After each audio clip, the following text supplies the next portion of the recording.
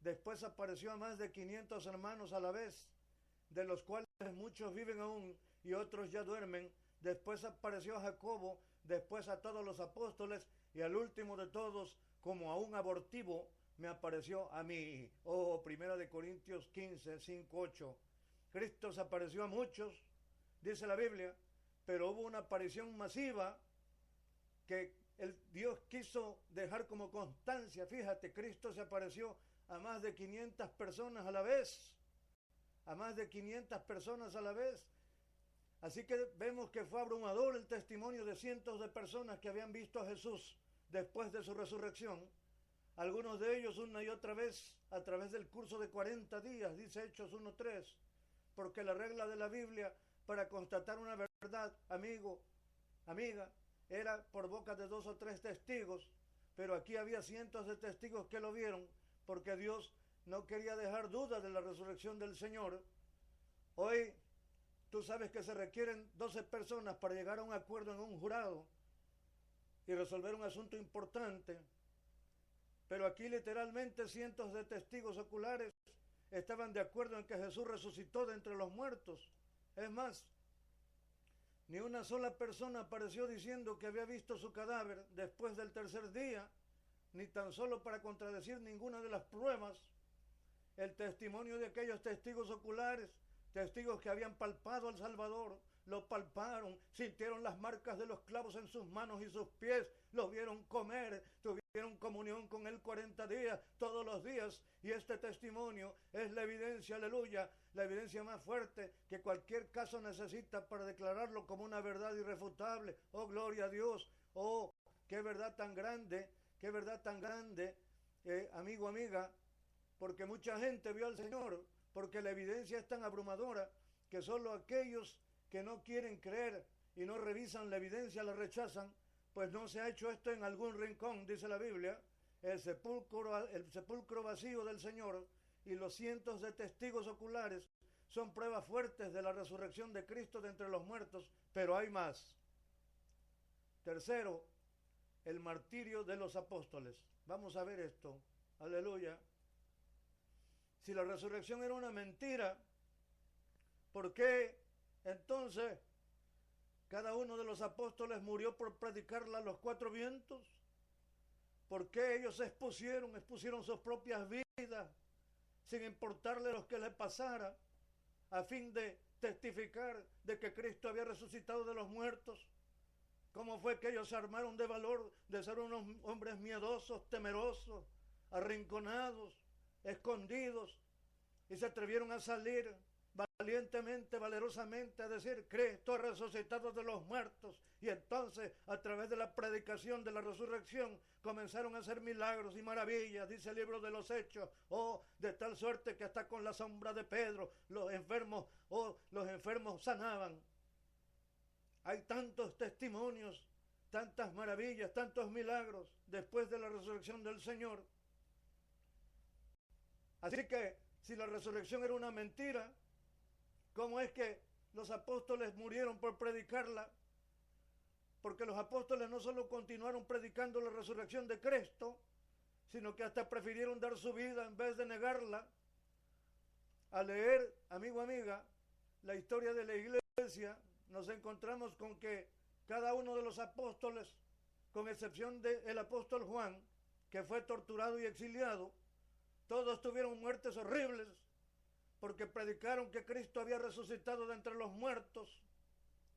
Y en la historia de los hombres jamás se ha sabido que muchas personas estuvieran dispuestas a dar su vida por lo que sabían que era una mentira.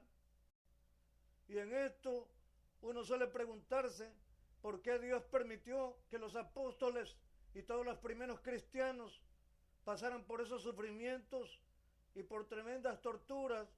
¿Por qué Dios permitió que tantos creyentes del primer siglo fueran torturados y fueran quemados vivos, y otros fueran echados a las fieras en los circos romanos, que fueran perseguidos y que fueran ellos llevados, arrastrados a las cárceles, y otros, la mayoría de ellos, muertos?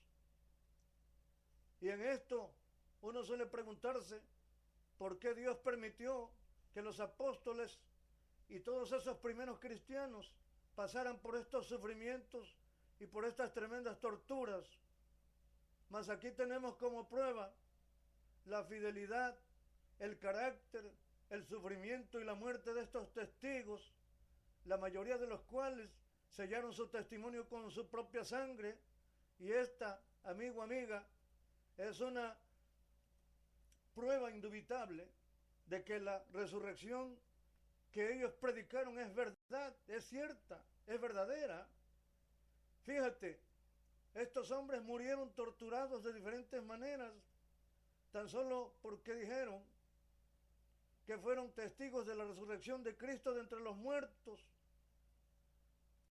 Sabemos que Pedro, el apóstol, fue azotado severamente y luego fue crucificado de cabeza. Sabemos que Andrés, el hermano de Pedro, también fue crucificado en una cruz en forma de X. Sabemos que Jacobo, el hijo de Zebedeo, hermano de Juan, fue decapitado. Sabemos que Juan fue puesto en un caldero de aceite hirviendo y luego fue desterrado a la isla de Patmos. Sabemos que Felipe fue azotado y después crucificado. Sabemos que Natanael fue despellejado vivo y después crucificado. Sabemos que Mateo el evangelista fue decapitado también, y Jacobo, el hermano del Señor, fue arrojado desde el techo del templo y asesinado a golpes. Sabemos que Tadeo fue también matado a flechazos, y Marcos el evangelista fue arrastrado hasta que murió, y el apóstol Pablo mismo fue también decapitado. Y Lucas el evangelista fue colgado en un árbol de olivo, y Tomás el Dídimo, aquel que al principio no creía, también fue atravesado por lanzas y tirado a las llamas de un horno. Oh, aleluya, estos hombres que siguieron a Jesús, que lo conocieron de cerca, pasaron por un terrible sufrimiento y tuvieron muertes horribles, porque decían que Cristo resucitó de entre los muertos. Oh, gloria a Dios. Y los hombres no mueren por algo que no han visto, amigo, amiga. Estos hombres vieron a Jesús después que resucitó del sepulcro. Estos hombres vieron a Jesús resucitado. Estos hombres pudieron ver sus manos y sus pies. Estos hombres pudieron ver sus latigazos. Estos hombres pudieron ver todo lo que Jesús sufrió. Oh, pero estos hombres también a la vez pudieron ver la gloria de Jesús. Pudieron ver la gloria de Jesús en toda su extensión. Aleluya. Oh, porque la Biblia cuenta que en un principio en el ministerio de Jesús solo 3 vieron la gloria de Jesús cuando Él se transfiguró en un monte, que fue Pedro, Juan y Jacobo. Pero ahora los 12 y muchos más pudieron ver la gloria de Jesús, pudieron confirmar que era el mismo Jesús glorificado en el monte de la transfiguración, el que estaba ahora resucitado. Oh, aleluya. Esa es la razón por la cual la tortura y la muerte misma no los detuvo de proclamar: Cristo ha resucitado de los muertos, Cristo ha resucitado de los muertos, Cristo ha resucitado de los muertos, aleluya. Estos hombres cambiaron de incrédulos cobardes a mártires sin miedo, porque habían visto a Cristo después que resucitó del sepulcro, aleluya. Y así podríamos hablar, amigo, amiga, todavía más de muchas evidencias de la resurrección de Cristo, pero tal vez no te convenceríamos, tal vez no te convenceríamos. Oh, ¿por qué digo esto? Porque la Biblia dice que algunas personas que vieron a Cristo resucitado de entre los muertos todavía dudaron. Mateo 28, 17. Así que nosotros que no estuvimos ahí necesitamos de una gran fe para creer, pero precisamente esta es la fe que Dios está buscando. Esta es la fe que Dios quiere premiar. Así que lo que tú tienes que hacer es venir a Cristo tan solo por la fe. Como dice Jeremías 29:13, me buscaréis y me hallaréis, porque me buscaréis de todo vuestro corazón. Aleluya. Gloria a Cristo, amigo, amiga, que me escuchas este día. Oh, la palabra de Dios dice que Cristo se hizo carne, Cristo se hizo hombre y vino al mundo a morir en una cruz para llevar sobre él todos nuestros pecados, uno por uno. Todos los pecados, no hay ningún pecado que Cristo no haya llevado en la cruz, y esto lo hizo Jesús con un propósito. Este propósito está escrito por Dios en Juan 3, versículo 16, porque de tal manera amó Dios al mundo que ha dado a su Hijo unigénito, para que todo aquel que en él cree no se pierda, mas tenga vida eterna. Y el Señor lo ratifica claramente en la Biblia, en 1 de Juan 5, 11, 12. Y este es el testimonio, que Dios nos ha dado vida eterna, y esta vida está en su Hijo. El que tiene al Hijo tiene la vida. El que no tiene al Hijo de Dios no tiene la vida. Y Romanos 10, 8 al 11 dice, mas ¿qué dice? Cerca de ti está la palabra, en tu boca y en tu corazón. Esta es la palabra de fe que predicamos, que si confesares con tu boca que Jesús es el Señor y creyeres en tu corazón que Dios le levantó de los muertos, serás salvo.